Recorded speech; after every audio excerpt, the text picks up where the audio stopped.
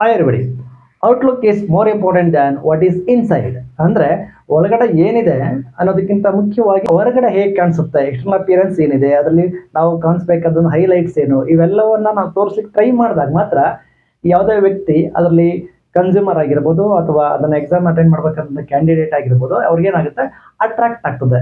It should be a prettier prettier more than what is happening actually ಅಲ್ವಾ. ಅಂದ್ರೆ ನಾವು ಇಲ್ಲಿ ಅಪಿಯರೆನ್ಸ್ ಅಂಡ್ ಲೇಔಟ್ ಹೇಗಿದೆ ಅನ್ನೋದನ್ನ ನಾವು ತೋರಿಸ್ಕೊಡ್ಲಿಕ್ಕೆ ಹೊರಟಾಗ ಮಾತ್ರ ಯಾವುದೇ ಒಂದು ಥಿಂಗ್, ಐ ಮೀನ್ ಯಾವುದೇ ಒಂದು ಕೆಲಸ ಅಥವಾ ಆಬ್ಜೆಕ್ಟ್ ಆ ನೋಡಿದವರಿಗೆ ತುಂಬಾ ಅಟ್ರಾಕ್ಷನ್ ಮಾಡ್ತದೆ. I hope you connected with this topic. Yes, ಇವತ್ತಿನ ವಿಡಿಯೋದಲ್ಲಿ ನಾವು ಏನ್ ಮಾಡ್ಲಿಕ್ಕೆ ಹೊರಟಿದೀವಿ ಅಂದ್ರೆ, ಕ್ವಶನ್ ಪೇಪರ್ ನೋಡಿದ ತಕ್ಷಣ ವಾಟ್ ಈಸ್ ಇನ್ಸೈಡ್ ಅನ್ನೋದು ಎಲ್ರಿಗೂ ಬರ್ತದೆ. ಅಂದ್ರೆ ಸಿಲೆಬಸ್ ಕಂಟೆಂಟ್ ಮತ್ತೆ ಬ್ಲೂ ಪ್ರಿಂಟ್, ಇದ್ರ ಬಗ್ಗೆ ಮಾತಾಡ್ತಿಲ್ಲ ಇವತ್ತು. ಯಾವ ತರ ವೆಯ್ಟೇಜ್ ಅದ್ರ ಬಗ್ಗೆ ಮಾತಾಡ್ತಿಲ್ಲ, ಎಲ್ಲವೂ ಗೊತ್ತಿರ್ತದೆ. ಆದ್ರೂ ಕೆಲವರಿಗೆ ಅನ್ನೋದಕ್ಕಿಂತ ಹಲವರಿಗೆ ಎಕ್ಸ್ಟರ್ನಲ್ ಅಪಿಯರೆನ್ಸ್ ಹೇಗಿರಬೇಕು ನೋಡ್ಲಿಕ್ಕೆ, ಅಂದ್ರೆ ಅಪಿಯರೆನ್ಸ್ ಲೇಔಟ್ ಹೇಗಿರಬೇಕು, ಅದು ಚೌಕಟ್ಟು ಹೇಗಿರಬೇಕು, ಅಂದ್ರೆ ಅಲೈನ್ಮೆಂಟ್, ಆ ಅಲೈನ್ಮೆಂಟ್ ಮೀನಿಂಗ್ಫುಲ್ ಆಗಿ ಏನೇನಿರಬೇಕು ಅಂತ 10 key points for the appearance and layout of A question paper. ಅಂದ್ರೆ ನಾವು ಮೇಜರ್ ಆಗಿ ಈ 10 ಪಾಯಿಂಟ್ಸ್ ಕಡೆ ಗಮನ ಕೊಟ್ಟದ್ದೇ ಆದ್ರೆ ನಿಜವಾಗ್ಲೂ worthful and beautiful question paper ಅಂತ ಅನ್ಸ್ಕೊಳ್ತದೆ. ಮಕ್ಕಳಿಗೆ, ಐ ಮೀನ್ ಲರ್ನರ್ಸ್ಗೆ ಅಥವಾ ಎಕ್ಸಾಮ್ ರೈಟರ್ ಯಾರು ಇರ್ತಾರೋ ಅವ್ರಿಗೆ ಗೊಂದಲ ಆಗೋಲ್ಲ. ಈ ಪಾಯಿಂಟ್ಸ್ ಕಡೆ ನಾವು ಗಮನ ಕೊಡಬೇಕು ಅನ್ನೋದಾದ್ರೆ ಒಂದೊಂದಾಗಿ ನೋಡ್ತಾ ಹೋಗೋಣ. ನಂಬರ್ 1, ಫಸ್ಟ್ ಪಾಯಿಂಟ್ ಏನಿರುತ್ತೆ, name of the institution or school. ಇಲ್ಲಿ ನಾವು ಬರೀ ಗವರ್ಮೆಂಟ್ ಸ್ಕೂಲ್ ಅಥವಾ ಪ್ರೈವೇಟ್ ಸ್ಕೂಲ್ ಬಗ್ಗೆ ಮಾತಾಡ್ತಿಲ್ಲ. ಎಲ್ಲ ಕಡೆ question paper is question paper. ನಾವು ಗೌರ್ಮೆಂಟ್ ಡಿಪಾರ್ಟ್ಮೆಂಟ್ ಆದ್ರೆ ಅಲ್ಲೂ ಕೂಡ ನಾವು ಫಸ್ಟ್ ಏನ್ ಮಾಡಬೇಕು, ನೇಮ್ ಆಫ್ ದ ಸ್ಕೂಲ್ ಅಥವಾ institution, if there is any private school mention ಮಾಡ್ಲೇಬೇಕಲ್ವಾ. ಮಾಡುವಾಗ ಏನು ಮೇಜರ್ ಪಾಯಿಂಟ್, ಇದು ನಮಗೆ ಗೊತ್ತಿಲ್ವಾ ಅಂತ ಅನ್ಕೋಬಹುದು. ಇಲ್ಲಿ ಎಕ್ಸಾಂಪಲ್ ABC ಅಂತ ಬರ್ಕೊಂಡಿದೆ, any name of the school. Government school ಆಗಿದ್ರು ಪರವಾಗಿಲ್ಲ, ಪ್ರೈವೇಟ್ ಆದ್ರೂ ಆಗಿರ್ಲಿ, ABC ಅಂತ ಇಟ್ಕೊಳ್ಳೋಣ. ಹೈಸ್ಕೂಲ್ ಆದ್ರೆ ಅಂದ್ರೆ ನೀವು ಅಲ್ಲಿ ಇನ್ ಡೀಟೇಲ್ ವರ್ಡ್ ಅಲ್ಲೇ ಬರೀರಿ, ಇಲ್ಲಿ ನಮಗೆ ಸ್ಪೇಸ್ ಸಾಲಲ್ಲ ಅಂತೇಳಿ ಇನ್ಶಿಯಲ್ ತೋರಿಸ್ತೀನಿ. High school R higher primary school. Lower primary school ಆದ್ರೆ ಆ ರೀತಿ ಮಾಡಿ, ಅಥವಾ 1 to 5 ಸ್ಕೂಲ್ ಆಗಿದ್ರೆ ಲೋಯರ್ ಪ್ರೈಮರಿ ಅಂತ ಹಾಕಿ, ಅಥವಾ ಅಲ್ಲಿ 7th ವರೆಗಿದ್ರೆ ಹೈಯರ್ ಪ್ರೈಮರಿ ಸ್ಕೂಲ್ ಅಂತ ಹಾಕಬೇಕು. ಇಷ್ಟೇ ಸಾಲಲ್ಲ, ಜೊತೆಗೆ ಪ್ಲೇಸ್ ಯಾಕೆ ಹಾಕ್ಬೇಕು ನೋಡಿ. ಇಲ್ಲಿ ಪ್ಲೇಸ್ ಕಾಣಿಸ್ತಿದ್ಯಾ? ಈ ಪ್ಲೇಸ್ ಯಾಕೆ ಹಾಕ್ಬೇಕು ಅಂತಂದ್ರೆ, ಒಂದೇ ಇನ್ಸ್ಟಿಟ್ಯೂಷನ್ ನ ಹಲವಾರು ಸ್ಕೂಲ್ಗಳಿರ್ಬೋದು, ಅಥವಾ ಗವರ್ಮೆಂಟ್ ಸ್ಕೂಲು ಒಂದೇ ಊರಲ್ಲಿ ಇಲ್ಲ, ಎಲ್ಲ ಸ್ಕೂಲ್ಗಳಲ್ಲಿ ಇದೆಯಲ್ವಾ. ಹಾಗಾಗಿ ನಾವು ಸ್ಕೂಲ್ನ ಪ್ಲೇಸ್ ಏನಿದೆ ಅದನ್ನ ಮೆನ್ಷನ್ ಮಾಡಬೇಕು ಕ್ವಶನ್ ಪೇಪರ್ ಅಲ್ಲಿ. ಯಾಕಂದ್ರೆ ಯಾರೇ ಬಂದು ಕ್ವಶನ್ ಪೇಪರ್ ನೋಡಿದ ತಕ್ಷಣ ಇದು ಯಾವ ಸ್ಕೂಲ್ದು, ಯಾವ ಊರ್ದು, ಅಥವಾ ಯಾವ ಇನ್ಸ್ಟಿಟ್ಯೂಟ್ದು, ಅಲ್ಲಿ ಯಾವ ಬ್ರಾಂಚ್ದು, ಯಾವ ಏರಿಯಾದು ಅಂತ ಪರ್ಟಿಕ್ಯುಲರ್ ಆಗಿ ಗೊತ್ತಾಗೋ ಹಾಗಿರಬೇಕು. ಯಾಕಂದ್ರೆ ನಾವೆಲ್ಲರೂ ಕೂಡ ಡಿಪಾರ್ಟ್ಮೆಂಟ್ ಅಂಡರ್ಲಿ ಅಥವಾ ನಮ್ದೇ ಆದ ಮ್ಯಾನೇಜ್ಮೆಂಟ್ ಅಂಡರ್ ಕೆಲಸ ಮಾಡ್ತಿರ್ತೀವಿ ಅಲ್ವಾ. ಹಾಗಾಗಿ ಪರ್ಟಿಕ್ಯುಲರ್ ಯಾವ ಪ್ಲೇಸ್ ಅನ್ನೋದು ಗೊತ್ತಾಗ್ಲಿಕ್ಕೆ ನಾವು ಇಷ್ಟು ಗಮನವನ್ನು ಕೊಡಬೇಕು. ಪಾಯಿಂಟ್ ನಂಬರ್ 2, ಈ ಪಾಯಿಂಟ್ ನೇಮ್ ಆಫ್ ಎಕ್ಸಾಮಿನೇಷನ್ ಅಂತೀವಲ್ವಾ, ಇಲ್ಲೇ ತಪ್ಪಾಗಿರೋದು. ಎಕ್ಸಾಮಿನೇಷನ್ ಅಂದ್ರೆ ಮೀನ್ ಪರೀಕ್ಷೆ ಅನ್ನೋ ಭಯ ಹೋಗ್ಲಿ ಅಂತೇಳಿ ನಮ್ಗೆ SSC ಬಂದಲ್ಲ, ಇಯರ್ಗಿಂತ ಹೆಚ್ಚಾಗಿ ಸರ್ವ ಶಿಕ್ಷಣ ಅಭಿಯಾನ ಅಂತ ಕರಿತೀವಿ. ಅದರ ಉದ್ದೇಶವೇ ಮಕ್ಕಳಿಗೆ ಪರೀಕ್ಷೆ ಅನ್ನುವಂತ ಗೊಂದಲ, ಭಯ ಹೋಗ್ಲಿ. ಪರೀಕ್ಷೆ ಅನ್ನೋ ವರ್ಡ್ ಅನ್ನು ಕೇಳ್ತಿರ್ಬೇಕಾದ್ರೆ ಭಯ ಬಂದ್ಬಿಡ್ತಾ, ಭಯ ಹೋಗ್ಲಿ ಅನ್ನೋ ಕಾರಣಕ್ಕೆ ಈ ವರ್ಡ್ ಪ್ರಾಹಿಬಿಟೆಡ್. ಬಹುತೇಕರು ಮರೆತುಕೊಂಡಿದ್ದಾರೆ ಇತ್ತೀಚಿನ ಜನರೇಷನ್ ಅವರು. ಹಳಬರಿಗೆ ಗೊತ್ತಿರ್ತದೆ, ಎಕ್ಸಾಮಿನೇಷನ್ ಅನ್ನೋ ವರ್ಡ್ ಅನ್ನು ತೆಗೆದು ಅದರ ಬದಲಿಗೆ ಎವ್ಯಾಲ್ಯುಯೇಷನ್ ಅಥವಾ ಅಸೆಸ್ಮೆಂಟ್ ಅನ್ನುವಂಥ ವರ್ಡ್ ಅನ್ನು ನಾವು ಬಳಸಲೇಬೇಕು. ಹಾಗಾಗಿ ನಾವು ಇಲ್ಲಿ ಎವ್ಯಾಲ್ಯುಯೇಷನ್ ಅಂತ ಬಳಸಬೇಕು. ಬಳಸುವಾಗ ಶಾರ್ಟ್ ಆಗಿ ಏನ್ ಮಾಡ್ತೀವಿ ನಾವು, SA1 ಅಥವಾ FA1 ಅಂತ ಬರೆದು ಬಿಡ್ತೀವಿ.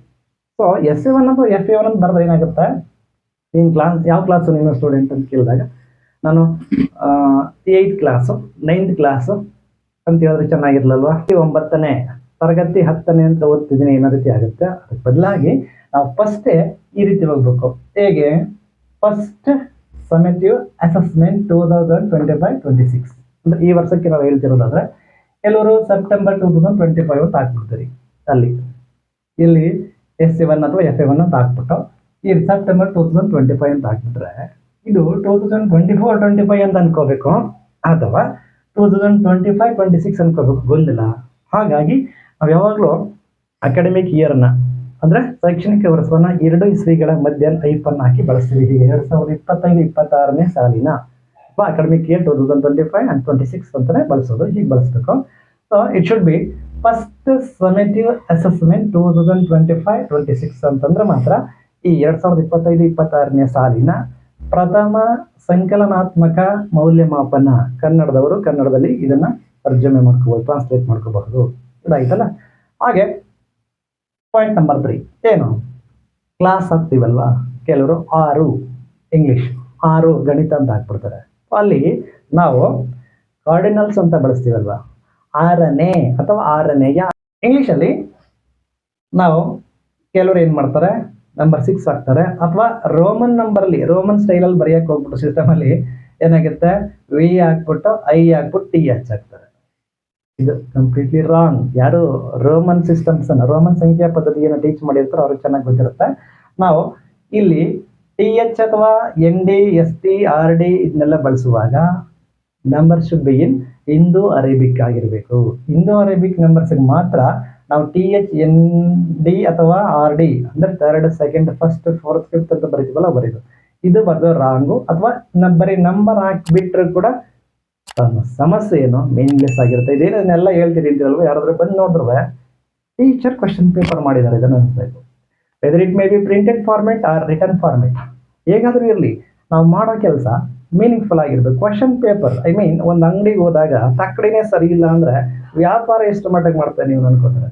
ಒಂದು ಕ್ವಶನ್ ಪೇಪರ್ ನೋಡಿದಾಗ ಇಷ್ಟೆಲ್ಲ ಮಿಸ್ಟೇಕ್ಸ್ ಎದ್ದು ಕಾಣ್ತಾ ಇದ್ರೆ ಇನ್ನೇನು ರೇ ನೀವು ಕಲ್ಸೋದು, ಇನ್ನೇನು ವ್ಯಾಲ್ಯೂಯೇಷನ್ ಮಾಡೋದು ಅಂತ ಪ್ರಶ್ನೆ ಬರಬಾರ್ದು ಅಲ್ವಾ. ಹಾಗಾಗಿ ನಾವು ಒಂದು ಅಂಗಡಿನಲ್ಲಿ ಸ್ಕೇಲ್ ಅಳತೆ ಮಾಡುವಂತ ತಕ್ಕಡಿ ಹೇಗೆ ಎಷ್ಟು ಮುಖ್ಯವೋ ಮಕ್ಕಳನ್ನ ವ್ಯಾಲ್ಯೂಯೇಷನ್ ಮಾಡಬೇಕಾದ್ರೆ, ಎಕ್ಸಾಮಿನ ಮುಖ್ಯವಾದಂಥ ಧ್ಯೇಯೋದ್ದೇಶಗಳನ್ನು ಈಡೇರಿಸಬೇಕಾದ್ರೆ ನಮಗೆ ಇದೆ ಸ್ಕೇಲ್, ಐ ಮೀನ್ ತಕ್ಕಡಿ. ಹಾಗಾಗಿ ಇದು ಕರೆಕ್ಟ್ ಆಗಿರಲಿ ಅಂತ ನನ್ನ ಭಾವನೆ.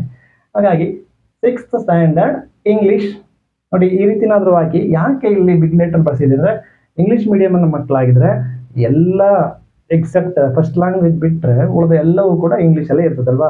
ಆ ಮಗುಗೆ ಎದ್ದು ಕಾಣಿಸಲ್ಲ, ಐ ಮೀನ್ ಹೈಲೈಟ್ ಆಗಿ ಕಾಣಿಸಲ್ಲ. ಹಾಗಾಗಿ ಬಿಗ್ ಲೆಟರ್ಲಿ ಬರೆದವೋ ಇದು ಇಂಗ್ಲೀಷ್ ಸಬ್ಜೆಕ್ಟ್, ಇಂಗ್ಲೀಷ್ ಲ್ಯಾಂಗ್ವೇಜ್ ಅಂತ ಗೊತ್ತಾಗುತ್ತೆ ಅನ್ನೋ ಕಾರಣಕ್ಕೆ. ಅಥವಾ ನಾರ್ಮಲ್ ಕನ್ನಡ ಮೀಡಿಯಂ ಸ್ಟೂಡೆಂಟ್ಸ್ಗೆ ಆಗಿದ್ರೆ ಈ ರೀತಿ ಬರೆದ್ರೆ ಅರ್ಥ ಆಗುತ್ತೆ. ಇಲ್ಲಿ ಕಾಲಮ್ಗಳಲ್ಲಿ ನಾನು ಸಪ್ರೇಟ್ ಸಬ್ಜೆಕ್ಟ್ ಅಂತ ಏನು ತಗೊಂಡಿಲ್ಲ, ಯಾಕಂದ್ರೆ ಅಲ್ಲಿ ಅನ್ವಾಂಟೆಡ್ ಕಾಲಮ್ಸ್ಗೆ ಜಾಗ ಇರಲ್ಲ. ಒಂದೇ ಲೈನಲ್ಲಿ 6th ಸ್ಟ್ಯಾಂಡರ್ಡ್ ಇಂಗ್ಲೀಷ್ ಅಥವಾ 6th ಸ್ಟ್ಯಾಂಡರ್ಡ್ ಮ್ಯಾಥಮೆಟಿಕ್ಸ್, 6ನೇ ತರಗತಿ ಕನ್ನಡ, 6ನೇ ತರಗತಿ ಸಮಾಜ ವಿಜ್ಞಾನ. ಕೆಲವು ಸಮಾಜ ಅಂತ ಬರ್ಬಿಡ್ತಾರೆ, ಸೋಷಿಯಲ್ ಅಂತ ಬರ್ಬಿಡ್ತಾರೆ. 2 ವರ್ಡ್ ಯಾಕೆ ಬರೀಬೇಕು ಅಂದ್ರೆ, ಸಮಾಜ ವಿಜ್ಞಾನ ಅಥವಾ ಸೋಷಿಯಲ್ ಸೈನ್ಸ್ ಅಂದ್ರೆ ಮಾತ್ರ ಮೀನಿಂಗ್ ಇರೋದು. ಹೊಸದಾಗಿ ಬರುವಂತ ನೀವು ಟೀಚರ್ಸ್ ಇರ್ತಾರಲ್ಲ ಅವ್ರಿಗೆ ಅನೇಕರಿಗೆ ಇದರ ಅನುಭವ ಇರಲ್ಲ, ಅಂಥವ್ರಿಗೆ ಅನುಕೂಲ ಆಗಲಿ ಅನ್ನೋ ಕಾರಣಕ್ಕೂ ಈ ವಿಡಿಯೋ ಮಾಡ್ತಿರೋದು. ಹಾಗೆ ಪಾಯಿಂಟ್ ನಂಬರ್ 4 ಏನದು, ಟೈಮ್. ಟೈಮ್ ಅಂತ ಹಾಕ್ಬಿಟ್ರೆ ಸರಿ ಹೋಗುತ್ತಾ. ಇನ್ವಿಟೇಷನ್ ಕಾರ್ಡ್ಗಳಲ್ಲಿ ಟೈಮ್ ಎಷ್ಟು ಗಂಟೆಗೆ ಇನಾಗ್ರೇಟ್ ಮಾಡ್ತೀವಿ, ಎಷ್ಟು ಗಂಟೆ ಮುಹೂರ್ತ ಅಂತ ಕರಿತೀವಲ್ಲ ಆ ಮೀನಿಂಗ್ ಬಂದ್ಬಿಡ್ತದೆ. ಅದ್ರ ಬದಲಿಗೆ ಟೈಮಿಂಗ್ಸ್ ಅಂತ ಇರಬೇಕು ಕ್ವಶನ್ ಪೇಪರ್. ಅಥವಾ ಡ್ಯೂರೇಷನ್, ಅವಧಿ, ಪರೀಕ್ಷಾ ಅವಧಿ ಅಂದ್ರೆ ಅದ್ರ ಡ್ಯೂರೇಷನ್, ಟೋಟಲಿ ಎಷ್ಟು ಸಮಯವನ್ನು ನಿಗದಿ ಮಾಡಿದೀವಿ, whether it may be 90 minutes or 15 minutes or 10 minutes or 1 hour or 3 hours ಅಂತ ಕರಿತೀವಲ್ವಾ. ಆ ರೀತಿ ನಾವು ಟೈಮಿಂಗ್ಸ್ ಆರ್ ಡ್ಯೂರೇಷನ್ ಅಂತ ಹಾಕ್ಬೇಕು ಹೊರತು ಟೈಮ್ ಅಂತ ಹಾಕ್ತಿದ್ರೆ ಟೋಟಲಿ ರಾಂಗ್. ಅದ್ರ ಬಗ್ಗೆ ಗಮನನೇ ಕೊಡದೆ ಹಾಕ್ಬಿಡ್ತಾ ಇದೀವಿ. ಮುಂದಿನ ದಿನಗಳಲ್ಲಿ ಈ ವಿಡಿಯೋ ನೋಡಿದ ಮೇಲಾದ್ರೂ ಬದಲಾಯಿಸ್ಕೊಳ್ಳಿ ಅಂತ ನನ್ನ ನಿರೀಕ್ಷೆ.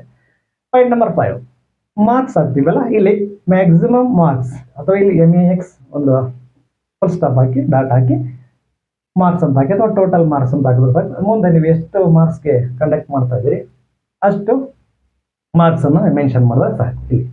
ಆಮೇಲೆ ಸೆಕ್ಷನ್ಸ್ ಅಂತಿದೆಯಲ್ಲ, ಮಕ್ಕಳಿಗೆ ಸ್ಕೂಲ್ ಲೆವೆಲ್ನ ಮಕ್ಕಳಿಗೆ ಸೆಕ್ಷನ್ಸ್ ಅಂದ್ರೆ ಗೊತ್ತಿರಲ್ಲ.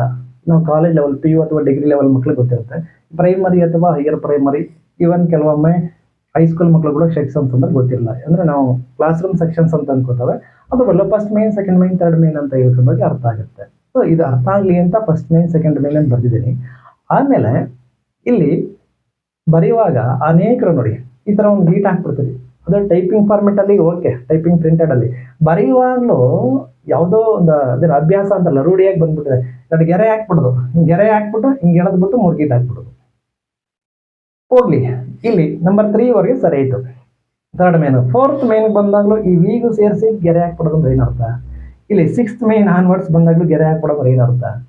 ಇಲ್ಲಿ ಹೇಗಾಗಿದೆ ಅಂದ್ರೆ ನೋಡಿ, ಫಸ್ಟ್ ಮೇನ್ಗೆ 1 ಸಾರಿ ಐ ಬಳಸ್ತೀವಿ, ಸೆಕೆಂಡ್ ಮೇನ್ಗೆ 2 ಸಾರಿ ಐ ಬಳಸ್ತೀವಿ, ಥರ್ಡ್ ಮೇನ್ಗೆ 3 ಸಾರಿ ಐ ಬಳಸ್ತೀವಲ್ಲ, ಪಕ್ಕ ಜಾಯಿನ್ ಆಗ್ಬಿಟ್ಟು ಈ ರೀತಿ ಕಾಣಿಸ್ತದೆ. ಅದು ಆ ರೀತಿ ಇರಬೇಕು ಹೊರತು ನಾವು ಸುಮ್ಮನೆ ಗೀಟ್ ಹಾಕ್ಬಿಟ್ಟು, ಕೆಲವ್ರು ಹೇಗಿರುತ್ತೆ ಅಂದ್ರೆ ಹಿಂಗೆ ಎಳೆದ್ಬಿಟ್ಟು ಹಿಂಗೆ ಹಾಕ್ಬಿಡೋದು. ನೋಡೋಕೆ ಅದು ಡಯಾಗ್ನಲ್ ಆಗಿ ಎಚ್ ಥರ ಕಾಣಿಸುತ್ತೆ. ಇದೆಲ್ಲ ಇದ್ರ ಕಾನ್ಸೆಪ್ಟ್ ಹೇಗೆ ಅಂದರೆ, ಇಲ್ಲಿ ನೋಡೋ ಐ ಬಂತು, ಎರಡು ಸೆಕೆಂಡ್ ಮೇನ್ಗೆ ಎರಡು ಐನ ಬಳಸಿದ್ದೀವಿ, ಇದು ಇದರ ಮೀನಿಂಗ್. ಗೊತ್ತಿಲ್ಲದೇ ಬಳಸ್ತಾ ಇರ್ತಾರೆ, ಸೊ ಇವು ರಾಂಗ್ ಆಗುತ್ತೆ. ಬಳಸಿದ್ರೆ ಈ ರೀತಿ ಬಳಸಿ, ಥರ್ಡ್ ಮೇನ್ಗೆ 3 ಸಾರಿ ಐ ಹಾಕಿ, ಫೋರ್ತ್ ಮೇನ್ಗೆ ಐ ಹಾಕಿ, ಆಮೇಲೆ ವಿ ಹಾಕಿ. ವಿ ತಲೆ ಮೇಲೆ ವಿ ಗೆರೆ ಎಳೆಯೋದು ಅವಶ್ಯಕತೆ ಇಲ್ಲ, ಮೀನಿಂಗ್ಲೆಸ್, ಇದು ಬೇಡ. ಹಾಗೆ next point, numbering should be continuously until the end of the all questions. ಹೇಗೆ? ಫಸ್ಟ್ ಕ್ವಶನ್ ನಂಬರ್ ಏನು ಕೊಡ್ತಿರ್ವಲ್ವಾ, ಅದನ್ನ ಎಂಡಿಂಗ್ವರೆಗೂ ಕಂಟಿನ್ಯೂಟಿ ಮಾಡ್ಕೊಂಡು ಹೋಗ್ಬೇಕು. ಯಾಕೆ? ಲೋಯರ್ ಪ್ರೈಮರಿ ಮಕ್ಕಳಿಗೆ ಅಲ್ಲೇನೆ ಕ್ವಶನ್ ಪೇಪರ್ಲ್ಲೇ ಆನ್ಸರ್ ಬರೆಯೋ ಹಾಗೆ ಕೊಟ್ಟಿರ್ತೀವಿ. What about higher primary and high school children? ಆ ಮಕ್ಕಳು ಕ್ವಶನ್ನ ನೋಡಿಕೊಂಡು ಆನ್ಸರ್ ಶೀಟಲ್ಲಿ ಬರೀಬೇಕು. ಅವಾಗ ಕ್ವಶನ್ ನೋಡ್ಕೊಂಡು ಆನ್ಸರ್ ಶೀಟಲ್ಲಿ ಬರಿಬೇಕಾದ್ರೆ ಪ್ರಾಪರ್ ಆಗಿ ಯಾವ ಕ್ವಶನ್ ನಂಬರ್ಗೆ ಆನ್ಸರ್ ಬರಿತೀನಿ ಅನ್ನೋದನ್ನ ಆ ಮಕ್ಕಳು ನಮಗೆ ತೋರಿಸ್ಬೇಕು, ಯಾರಿಗೆ? ವ್ಯಾಲ್ಯೂಯೇಟ್ ಮಾಡೋರಿಗೆ. ಇಲ್ಲ ಯಾವುದೋ ಆನ್ಸರ್ನ ಬರೆದ್ಬಿಟ್ಟು ಮತ್ತೆ ನೋಡಿ ಇಲ್ಲ ಆಗ್ತದೆ ಮಿಸ್ಟೇಕ್, ಹಂಗೆ ಮಾಡಿದ್ರೆ we will be getting confused. ಏನಾಗುತ್ತೆ ನೋಡಿ, ನಾಟ್ ಲೈಕ್ ಫಸ್ಟ್ ಮೈನಲ್ಲಿ 1 2 3 4 ಕೊಟ್ಟಿರ್ತಾರೆ, 4 ಕ್ವಶನ್ಸ್ ಕೊಟ್ಟಿರ್ತಾರೆ. ಮತ್ತೆ ಸೆಕೆಂಡ್ ಮೈನ್ ಬಂದಾಗ ಮತ್ತೆ 1 2 3 4 ಕೊಟ್ವಿ ಅಂತ ಅನ್ಕೊಳ್ಳಿ. ಕ್ವಶನ್ ಪೇಪರ್ಲಿ, ಆನ್ಸರ್ ಪೇಪರ್ಲಿ ಮಗು ಬರೆಯುವಾಗ ಇಲ್ಲಿ ಕ್ವಶನ್ ನಂಬರ್ 3 ಗೊತ್ತಿತ್ತು, ಫಸ್ಟ್ ಗೊತ್ತಿಲ್ಲ, ಆನ್ಸರ್ ಬರ್ಬೋದು, ಮತ್ತೆ ಕ್ವಶನ್ ನಂಬರ್ 4 ಅಂತ ಹಾಕ್ಬಿಡ್ತು. ಈ ಮೈನ್ ನಂಬರ್ ಹಾಕೋದು ಮರ್ತು ಬಿಡ್ತು ಮಗು. ನಮಗೆ ಗೊಂದಲ ಆಗಲ್ವಾ? ಈ ಕ್ವಶನ್ ನಂಬರ್ 4 ಅನ್ನೋದು ಫಸ್ಟ್ ಮೈನ್ ಅಲ್ಲ, ಸೆಕೆಂಡ್ ಮೈನ್ ಅಲ್ಲ, ಥರ್ಡ್ ಮೈನ್ ಅಲ್ಲ ಅಂತ ಕನ್ಫ್ಯೂಷನ್ಸ್ ಆಗಲ್ವಾ? ಹಾಗಾಗಿ ನನ್ನ ಉದ್ದೇಶ, ನನ್ನ ಸಜೆಷನ್ ಏನಪ್ಪ ಅಂದರೆ, ಕಂಟಿನ್ಯೂಸ್ಲಿ 10th ಮತ್ತು PU ಮಕ್ಕಳಿಗೆ, ಡಿಗ್ರಿ ಮಕ್ಕಳ ಕ್ವಶನ್ ಪೇಪರ್ಲಿ ಇರ್ತದೆ, ಯಾವ ನಾವು ಕಾಂಪಿಟೇಟಿವ್ ಎಕ್ಸಾಮ್ನ ಅಟೆಂಡ್ ಮಾಡ್ತೀವಲ್ಲ, ಅದೇ ರೀತಿ ಇವಾಗಿಂದನೇ ಆ ಪ್ಯಾಟರ್ನ್ ನಮ್ಮ ಮಕ್ಕಳ ಮನಸ್ಸಲ್ಲಿ ಸೆಟ್ ಮಾಡೋಣ, ಮೈಂಡ್ ಸೆಟ್ ಮಾಡೋಣ. ಹೆಂಗೆ? ಇಲ್ಲಿ ನೋಡಿ, ಫಸ್ಟ್ ಮೈನ್ ಐತಲ್ಲ, 1 2 3 4 ಕ್ವಶನ್ಸ್ ಕೊಟ್ವಿ. ಸೆಕೆಂಡ್ ಮೈನ್ ಬಂದಾಗ 5th ಆನ್ವರ್ಡ್ಸ್ ಕೊಡಿ, ಕ್ವಶನ್ ನಂಬರ್ 5 6 7 8. ಥರ್ಡ್ ಮೈನ್ ಬಂದ ಕ್ವಶನ್ ನಂಬರ್ 9 10 11 12 ಹಿಂಗೆ ಕಂಟಿನ್ಯೂ ಮಾಡ್ಕೊಂಡು ಹೋದ್ರೆ ಮಕ್ಕಳಲ್ಲಿ ಗೊಂದಲ ಆಗಲ್ಲ. ಇನ್ ಕೇಸ್ ಆ ಮಕ್ಕಳು ಈ first main, second main, third main ಅನ್ನೋದನ್ನ ಮೈನ್ಗಳನ್ನ ಮೆನ್ಷನ್ ಮಾಡೋದು ಮರ್ತರುವೆ, ಪ್ರಾಪರ್ ಆಗಿ ಕ್ವಶನ್ ನಂಬರ್ ಇದೆಯಲ್ಲ, ಆ ಕ್ವಶನ್ ನಂಬರ್ ನೋಡಿದ ತಕ್ಷಣ ಇದು ಇಂಥ ಮೇನ್ಗೆ ರಿಲೇಟೆಡ್ ಕ್ವಶನ್ ಅಂತ ನಮ್ಗೆ ಈಸಿಯಾಗಿ ಗೊತ್ತಾಗುತ್ತೆ. ಸೊ ಇದು 2 ಮಾರ್ಕ್ಸ್ ಕ್ವಶನ್ ಅಥವಾ 3 ಮಾರ್ಕ್ಸ್ ಕ್ವಶನ್, 4 ಮಾರ್ಕ್ಸ್ ಕ್ವಶನ್ ಅಂತ ಈಸಿಯಾಗಿ ಗೊತ್ತಾಗುತ್ತೆ. ಗೊಂದಲ ಅಲ್ಲಿ ಕ್ಲಿಯರಾ? Okay, next. ಆಮೇಲೆ proper space between the letters, words and lines. ನಾವು ಟೈಪ್ ರೈಟಿಂಗ್ ಅಥವಾ ಕಂಪ್ಯೂಟರೈಸ್ಡ್ ಮಾಡಿದಾಗ ಪ್ರಿಂಟ್ಔಟ್ ತಗೊಳ್ಳುವಾಗ ಸಮಸ್ಯೆ ಇಲ್ಲ. ಅನೇಕ ಶಾಲೆಗಳಲ್ಲಿ ನಮಗೆ ಆ ಸಿಸ್ಟಮ್ನ ವ್ಯವಸ್ಥೆಗಳಿರಲ್ಲ, ಕೆಲವು ಕಡೆ ಟೈಪಿಂಗ್ ಮಾಡಿಸೋ ನೆಸೆಸಿಟಿ ಕೂಡ ಇರಲ್ಲ. ಕೆಲವು minimum number of the students ಇರ್ತಾರೆ, ಬರೀತಾ ಇರ್ತೀವಿ ಅಥವಾ ಪೇಪರ್ಲೇ ಜೆರಾಕ್ಸ್ ಮಾಡ್ಕೊಳ್ತೀವಿ, ಬೋರ್ಡಲ್ಲೇ ಬರೀತಾ ಇರ್ತೀವಲ್ಲ, ಅಲ್ಲಿ ಮಕ್ಕಳಿಗೆ ಗೊಂದಲ ಆಗದ ಹಾಗೆ ಕರೆಕ್ಟಾಗಿ ವರ್ಡ್ಸ್ ಮಧ್ಯೆ, ಲೆಟರ್ಸ್ ಮಧ್ಯೆ ಪ್ರಾಪರ್ ಸ್ಪೇಸ್ ಇರಬೇಕು. ನಾವು ಲೆಟರ್ಸ್ 2 ವರ್ಡ್ಸ್ ಮಧ್ಯೆ ಸ್ಪೇಸ್ ಕೊಡಲಿಲ್ಲ, 2 ಲೆಟರ್ಸ್ ಮಧ್ಯೆ ಸ್ಪೇಸ್ ಕೊಟ್ಬಿಡ್ವಿ ಅಂದರೆ ಮೀನಿಂಗ್ಲೆಸ್ ಆಗುತ್ತೆ. ಎಕ್ಸಾಂಪಲ್, ಅಭ್ಯಾಸ ಅನ್ನೋದಕ್ಕೆ ಯಾವತ್ತು ಬಿಟ್ಟರೆ ಒಂಚೂರು ಮಿಸ್ ಆಗಿ ಬರೋದು, ಅಭಾಸ ಅಂತ ಆಗುತ್ತೆ. ಇಲ್ಲೂ ನಾನು ಹೇಳಿದ್ನಲ್ಲ, ಯಾವ್ದು ನೋಡಿ, ಡೋಂಟ್ಸ್ ಅವನ್ನೆಲ್ಲ ಇಂಟು ಮಾರ್ಕಲ್ಲಿ ಹಾಕಿದ್ದೀವಿ, ಕ್ರಾಸ್ ಸಿಂಬಲಲ್ಲಿ. ಯಾವ್ದು ಮಾಡ್ಬೋದು ಅಂದರೆ ಟಿಕ್ ಮಾರ್ಕಲ್ಲಿ ಹಾಕಿದ್ದೀವಿ. ಯಾವುದನ್ನು ಮಾಡಬಾರ್ದು ಅದನ್ನು ಮಾಡಿದ್ರೆ ಅಭಾಸ ಆಗುತ್ತೆ, ಸರಿಯಾದ ರೀತಿ ಮಾಡಿದ್ರೆ ಅಭ್ಯಾಸವಾಗುತ್ತೆ. ಗೊತ್ತಿದೆಯಲ್ವಾ? ಹಾಗೆ ನೆಕ್ಸ್ಟ್ ಪಾಯಿಂಟ್ ಬಂದರೆ, proper size, font size of the letters. ಒಂದು ಲೆಟರ್ ಬಿಗ್ಗಲ್ಲಿ, ಒಂದು ಸ್ಮಾಲಲ್ಲಿ ಮಾಡ್ತಾ ಹೋದ್ರೆ ಏನಾಗುತ್ತೆ? ಮಕ್ಕಳಿಗೆ ಇಂಟ್ರೆಸ್ಟೇ ಒಟ್ಟಾಗುತ್ತೆ, ಹೇಗೋ ಕಾಣಿಸುತ್ತೆ. ಆಮೇಲೆ ಒಂದ್ಸಾರಿ ಸ್ಮಾಲ್ ಆರ್ ಬರೆದ್ವಿ, ಸ್ಮಾಲ್ ಆರ್ ಬರೆಯುವಾಗ 3-4 ಥರ ಬರಿತೀವಿ. ಎಲ್ಲ ಥರದ ಪ್ರಯೋಗಗಳನ್ನು ಮಾಡೋದು ಬೇಡ. ಕ್ವಶನ್ ಪೇಪರ್ಲಿ ಒಂದೇ ರೀತಿ ಬರೀತೀವಿ. ಬರೆದ್ರೆ ನೋಡಿ, ಯಾವಾಗಲೂ ಈ ರೀತಿನೇ ಬರ್ಕೊಂಡು ಹೋಗಿ, ಈ ರೀತಿ ಇಲ್ಲ, ಈ ರೀತಿ ಬರೀರಿ. ಒಂದರಲ್ಲಿ ನಾವು ಮೇಲ್ಗಡೆಯಿಂದ ಈ ರೀತಿ ಹಾಕ್ಬಿಟ್ಟು ಒಂದೊಂದ್ರಲ್ಲಿ ಒಂದೊಂದು ರೀತಿ ಮಾಡಿದ್ರೆ ಮಕ್ಕಳಿಗೆ ಗೊಂದಲ ಆಗುತ್ತೆ. ಗೊತ್ತಾಯ್ತಲ್ಲ? Next, last but not least. ಯಾಕೆ? PTO. ಮಕ್ಕಳು ಆ ಥರದಲ್ಲೋ ಅಥವಾ ಅನಾಸಕ್ತಿಯಿಂದನೋ ನಿರಾಸಕ್ತಿಯಿಂದನೋ ಎಕ್ಸಾಮ್ಗೆ ಅಟೆಂಡ್ ಮಾಡ್ತಿರ್ತಾರೆ. ಅಯ್ಯೋ ಮುಗೀತು ಉಸ್ ಅಂದ್ಬಿಟ್ಟು ಕೂತ್ಬಿಡ್ತವೆ. But questions, remain questions may be in the next page ಅಂತ ಗೊತ್ತೇ ಇರಲ್ಲ ಅವಕ್ಕೆ. ಹಾಗಾಗಿ ನಾವು ತಪ್ಪದೇ ಕಡ್ಡಾಯವಾಗಿ 2 ಬದಿಯಲ್ಲಿ ಅಥವಾ 2ನೇ ಪುಟದಲ್ಲಿ ಕ್ವಶನ್ಸ್ ಇದ್ದಾಗ PTO, I mean please turn over ಅನ್ನೋದನ್ನು ಮೆನ್ಷನ್ ಮಾಡಲೇಬೇಕು. ಮಕ್ಕಳು ಯಾವುದ್ಯಾವುದೋ ಮನಸ್ಥಿತಿನಲ್ಲಿ ಎಕ್ಸಾಮ್ ಬಂದಿರ್ತವೆ, ಇಷ್ಟೇ ಕ್ವಶನ್ಸ್ ಕೊಟ್ಟಿರೋದು ಅಂತ ಅಂದ್ಕೊಳ್ತವೆ.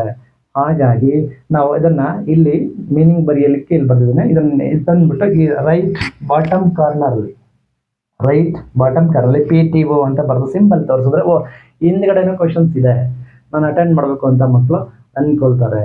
ಸೊ ಇಷ್ಟು ಪಾಯಿಂಟ್ಸ್ನ ನಾವು ನೀಟಾಗಿ ಮೇಂಟೈನ್ ಮಾಡೋದೇ ಆದರೆ, ಈ ಇಷ್ಟು ಪಾಯಿಂಟ್ಸ್ ಕಡೆ ಫೋಕಸ್ ಮಾಡೋದೇ ಆದರೆ question paper must be in meaningful and beautiful and workful. I hope you like this video. ಇಂಥದ್ದೇ ಎಸೆನ್ಷಿಯಲ್ ಆ್ಯಂಡ್ ಎಜುಕೇಷನಲ್ ಕಂಟೆಂಟ್ ಇರ್ತಕ್ಕಂಥ ವಿಡಿಯೋಸು ನಮ್ಮ ಚಾನಲ್ನಲ್ಲಿ ಪ್ರಸಾರ ಆಗ್ತಿರುತ್ತೆ, ಅಪ್ಲೋಡ್ ಆಗ್ತಿರುತ್ತೆ. ನೀವು ಇನ್ನಷ್ಟು ಹೆಚ್ಚಿನ ವಿಡಿಯೋಸ್ಗೋಸ್ಕರ ನಮ್ಮ ಚಾನಲ್ನ ಸಬ್ಸ್ಕ್ರೈಬ್ ಮಾಡ್ತಾ ವಾಚ್ ಮಾಡ್ತಾ ಇದ್ರೆ ನನಗೂ ಕೂಡ ಇನ್ನಷ್ಟು ಇನ್ಸ್ಪಿರೇಷನ್ ಬರ್ತದೆ. ನಿಮ್ಮ ಗೊಂದಲಗಳಿದ್ರೆ, ಒಪಿನಿಯನ್ಸ್ ಇದ್ರೆ, ಸಜೆಷನ್ಸ್ ಇದ್ರೆ ಕಮೆಂಟ್ ಬಾಕ್ಸಲ್ಲಿ ರಿಪ್ಲೈ ಮಾಡಿ. Please keep watch my videos till my next video. Thank you. Take care. Goodbye. Keep learning.